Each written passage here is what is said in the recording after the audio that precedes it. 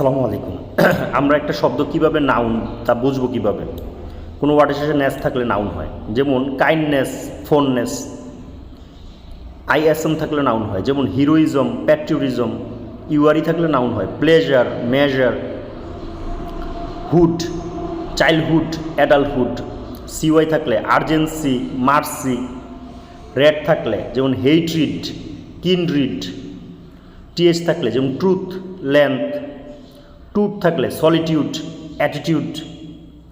IST থাকলে যেমন noblest, প্যান্থিস্ট। কোনো আর শেষে ম্যান থাকলে যেমন এগ্রিমেন্ট, ইমপ্রুভমেন্ট।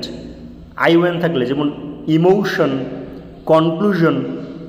শিপ থাকলে যেমন রিলেশনশিপ, ফ্রেন্ডশিপ। কোনো ওয়ার্ডের শেষে এইচ থাকলে যেমন ম্যারিজ, ক্যারিজ। আর ওয়াই থাকলে যেমন ব্রেইভারি, শিকেইনারি।